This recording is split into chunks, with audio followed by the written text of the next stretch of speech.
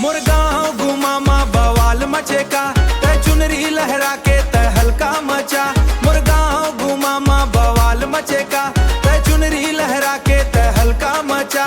तोर होठ के लालीला देखे के रानी, तोर होठ के लालीला मन होगे पानी। तोर होठ के लालीला देखे के रानी, तोर होठ के लालीला मन होगे पानी।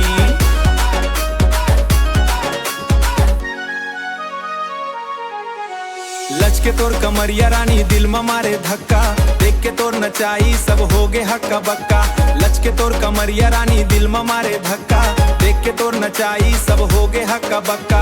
भोजराय के गाना में तोला नचाहूँ आज वो पक्का, भोजराय के गाना में तोला नचाहूँ आज वो पक्का। मोर गाँव घुमामा बवाल मचेका, तै चुनरी लहरा के तै हल्का मचा। मोर गाँव घुमामा बवाल मचेका, तै चुनरी लहराए तोर हावो के लानी। तोर होठ के रानी टूरा मन होगे पानी, तोर होठ के लालीला देखे के रानी टूरा मन होगे पानी।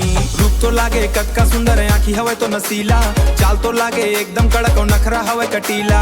रूप तो लागे कक्का सुंदर आँखी हवे तो नसीला, चाल तो लागे एकदम कड़क और नखरा हवे कटीला।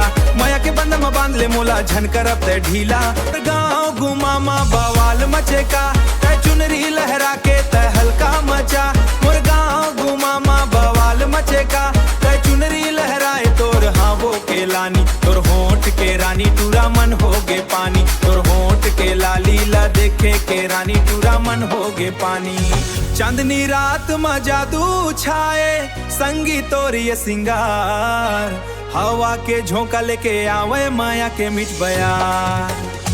चांदनी रात में जादू छाए, संगी तोर ये सिंगार, हवा के झोंका लेके आवे माया के मिट बयार। अब न रुकना अब न थमना सपनों के ये संसार, भोजराय की बात माने अब स्वीकार करिए प्यार। भोजराय की बात माने अब स्वीकार करिए प्यार। मोर गाँव घुमामा बवाल मचेका, तै चुनरी लहरा के तै हल्का मचा।